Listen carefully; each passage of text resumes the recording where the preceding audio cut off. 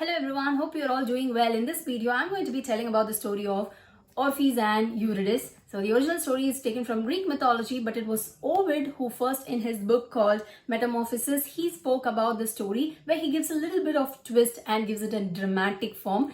But then there are other short story writers like George William Cox, especially in his short story, he gives a happy ending because the story of Orpheus and Eurydice is very, very tragic, of course.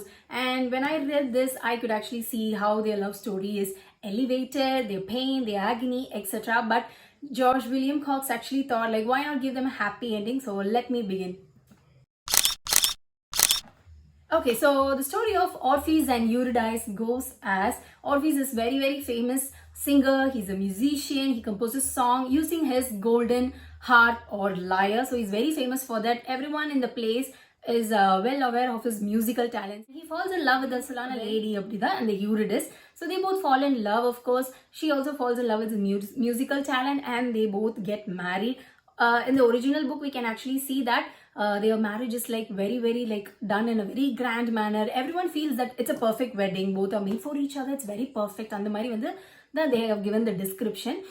In the George William Cox story, we see that both of them get married. So one fine day, we see that Orpheus is playing his lyre or harp in a specific place, and everybody is enjoying there, the animals, birds, etc., the people passing by and so on. So Eurydice is actually playing with the children or her friends there, and while she was running, she actually gets a bit far from Orpheus. So while she was running, she accidentally steps on a snake, and this snake, of course, it's venomous.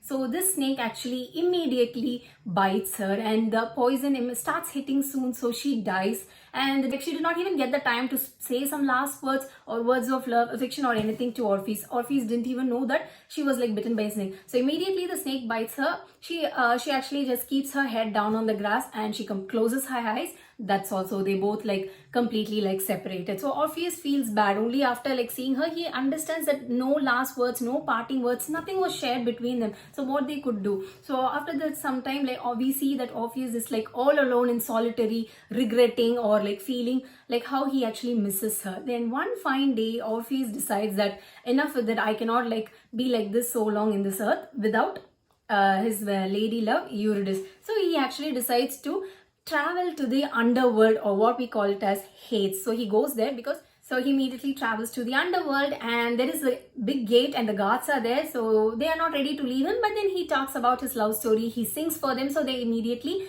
allow him. And once he passes through the gate, we see a three-headed monstrous dog called Cerberus.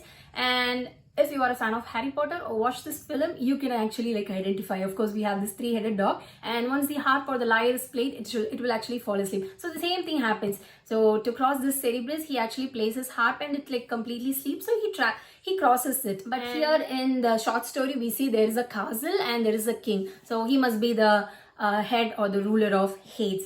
So he actually goes there and the king is completely shocked. How can a mortal get inside the place? Because no mortal is allowed there. But then once again, he sings, and while singing, he actually narrates the tale of their love story, how much he misses her and the agony, pain. And of course, the king is finally moved and he actually allows Orpheus to take Eurydice. But there is a one condition. So this condition is really important because he says that he can actually take Eurydice along with him, but he should not turn back and see her until they cross this Hades or until they step into the earth. So Orpheus doesn't think anything. Without hesitation, he agrees. So he picks Eurydice. Of course, then they both leave the place. So if you actually know that once we are there, our body does not go to the underworld. So they are only souls. So while he's taking Eurydice and he's leaving, so he's almost crossing the place. Imagine this is the underworld and here is the earth, so he has to cross this place. So while he's they are rushing towards to reach the earth, and while he's running, all the souls are completely surrounding them. So he hears nothing but a lot of voices disturbing him. All the souls are disturbing or distracting him, so he's unable to focus on it, but he's very, very interested to cross the place so that he doesn't lose her, or he doesn't want to break the condition of the king of the underworld. So while he's running, there's some kind of a voice that hits him. So it kind of resembles the voice of Eurydice. So he thinks that he has actually landed the place, or he has actually crossed the mark. So he turns to see whether Eurydice has also stepped in, but unfortunately the line is here and Orpheus is